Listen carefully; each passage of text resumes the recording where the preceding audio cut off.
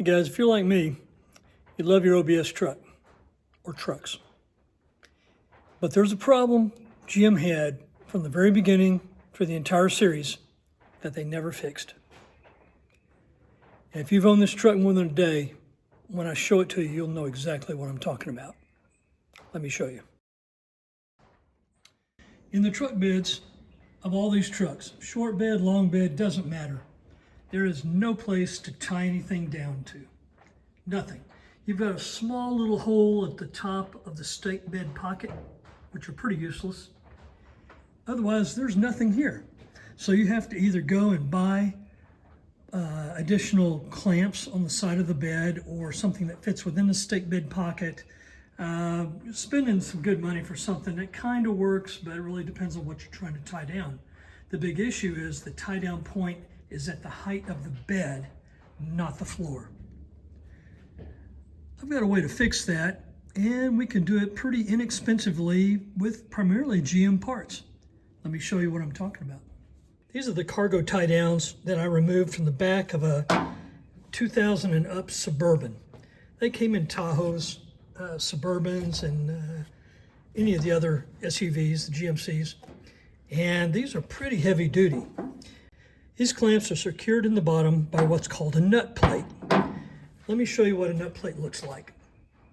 This is a nut plate, and it's nicely designed so that if there's a ridge in the bottom of the truck, it'll hit that, and you don't need a second hand on the bottom to hold the nut. And the nuts are spot welded to it. And you can find these, I've got them all over the place here. When I installed the Silverado seats, that's for the jump seat. This is for the inside of the bucket seat. And we've got more right there. Okay, those nut plates are not that difficult to get off. But if you're unable to, because they do have two little spot welds that hold them in place, if you're not able to get them off, you can make your own. And that's what I've done here because I didn't have any extras. This is using a 1.5 inch wide, 1/8 inch thick, just metal strip. These are 2 inches by 1.5 inches. So if you were to buy some 1.5 inch strap, just cut them in about a 2 inch length, 4 of them, you've got what you need. That won't cost much. Then I got 4 nuts, and the nuts that fit these particular bolts are a M10 by 1.5. These are pretty heavy duty. I think these will more than suffice for anything that you would put in the back of your pickup truck. You're not strapping down a car to a car hauler, so these will be plenty tough, and they got a nice big nut, and they're held as T50 headed bolt. So what I want to do is show you where I put them, and let's see what they look like. First of all, the reason they're 1.5 inches wide is that is the width of the inside of one of these ribs. So it fits inside of it. So from the bottom side, it'll fit in like this, and when you're tightening the bolt, it won't spin because it'll be caught between these two ridges. If it were 2 inches wide like this, it's just a little too wide. The 1.5 fits perfect. Now, if you were to buy the 1.5 inch strip and you cut these 1.5 or 2 or 3, it doesn't matter the length. What does matter is the width so that it fits between the rib. So I'm going to put these, I'm going to put one right here, up here in the front.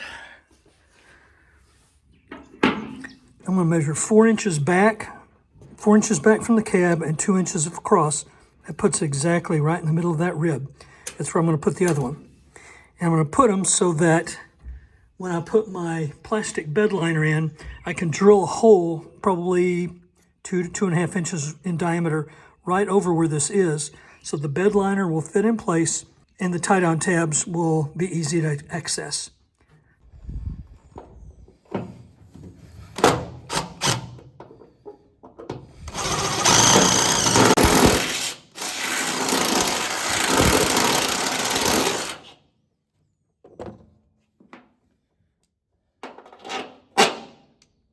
Fits.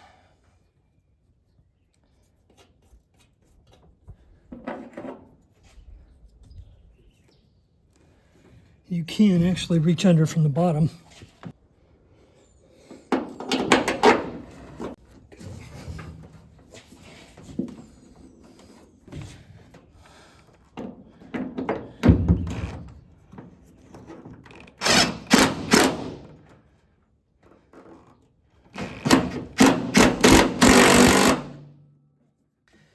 Okay, here are the rear ones installed, and I cut a hole in the plastic bed liner for it to come through. It's about a 3.5 inch hole, I believe it is, and it works out just right.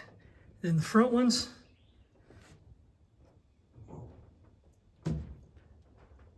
they look good as well. I haven't hauled anything with it yet, but I'm going to tomorrow, so I'm sure looking forward to being able to use something that's going to work. I hope that gave you some ideas for your own truck, things that you can use that won't cost much. If you go to a salvage yard, you can pull those hooks out of the back of Tahoes and Suburbans for practically nothing. They look great. It's more of a factory look. Those nut plates are easy to make, and if you're at the salvage yard anyway, grab some of these hooks while you're at it. Just go through every Tahoe and Suburban you can find, pull them out. See if you can knock out a few nut plates while you're at it, just so you don't have to buy anything else. You can buy them cheap, and they're going to come in really handy, I guarantee it. Anyway, thanks for watching. Hope you learned something. See you next time.